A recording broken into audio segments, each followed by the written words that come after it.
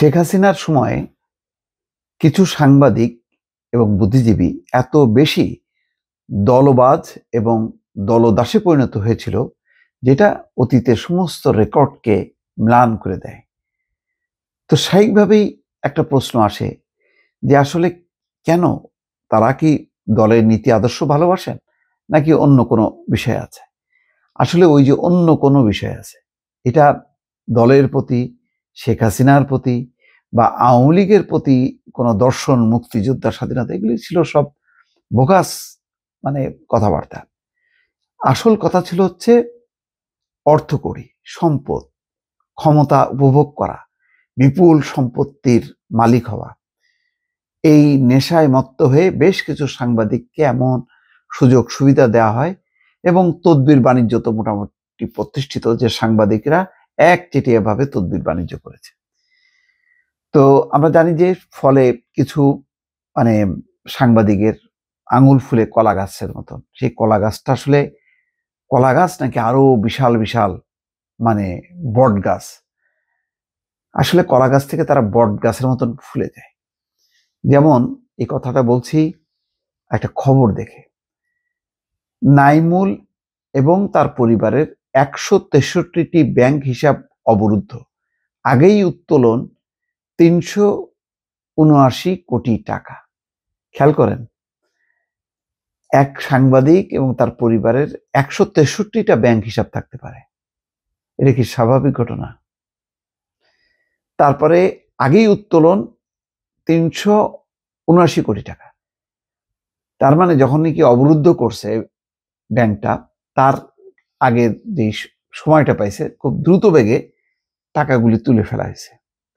অন্তত এই খবরটা সেটাই ইঙ্গিত দেয়। বাস্তবে কি, সেটা আরো একটু বিস্তারিতভাবে যদি দুদক পরিষ্কার করে তাহলে হয়তো জাতি জানতে পারবে। তারপরেও যে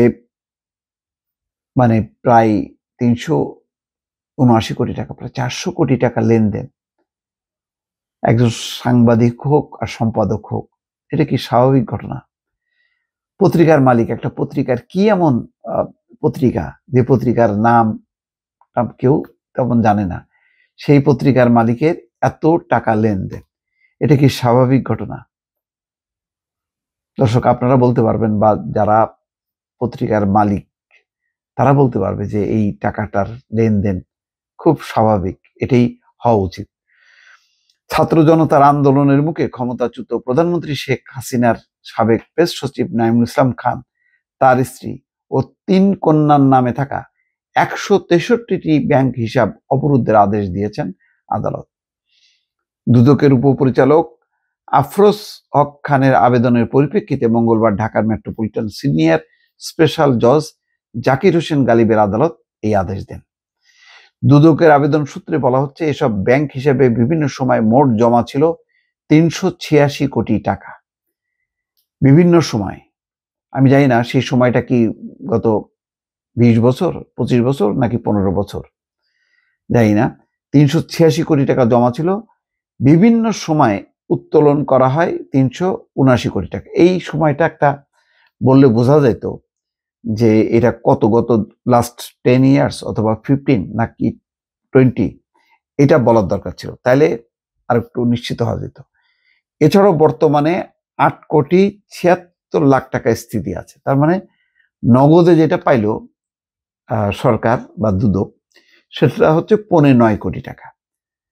আর উত্তোলন করা হয়েছে, জমা হয়েছে 386 কোটি টাকা, উত্তোলন হয়ে গেছে 379 কোটি টাকা। এটা অনেক বড় বিজনেস ম্যাগনেটদের হিসাব দর্শক। এটা শত শত কোটি টাকা, শত শত কোটি টাকা যে সাংবাদিক সম্পাদকরা এর হয় মালিক হইতে পারে, এটা আমার জানা ছিল না, শুনিও নাই, এখন শুনছি আর কি।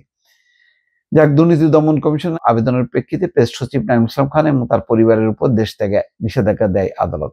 দেশ ত্যাগ কোথায় আছে, তারা দেশ ত্যাগ। যাক, এটা আসলে বিগত আমলটা ছিল একটা একটা তোষণ, তোষামোদী এবং কি বলে একটা এমন একটা ভয়ঙ্কর জিনিস, যে অনেক বুদ্ধিমান লোক, বুদ্ধিজীবী, তারা বিবেক সমস্ত কিছু বিসর্জন দিয়ে তারা হাসিনার প্রশংসায়, হাসিনার গুণগানে মুগ্ধ ছিল অথবা নীরব হয়েছিল, কোনো তাদের উচ্চবাচ্য ছিল না। যারা মানে যাদের লেখা, যাদের বক্তব্য যেই ছাত্ররা, শিক্ষার্থীরা মনোযোগ দিয়ে শুনতো, তারাই রিভোল্ট করলো, অথচ তারা কিন্তু পরিচিত ফেস না। তারাই বিপ্লব করলো, আর এই প্রতিষ্ঠিত লোকগুলি উল্টে গেল। তাদের সব কিছু জাল জালিয়াতি ধরা পড়লো এই তরুণদের আন্দোলনের মুখে, বা শেখ হাসিনার পতন হওয়ার পরেই বোঝা গেল যে কতটা সর্বনাশ এই বুদ্ধিজীবী সাংবাদিকরা করছে, যে এখন তারা দেশে থাকার কথা চিন্তাও করতে পারে না, থাকলেও লুকায় আছে। এই গর্ত থেকে কবে বেরোবে আল্লাহই মাবুদ। দর্শক ভালো থাকবেন, আল্লাহ হাফেজ।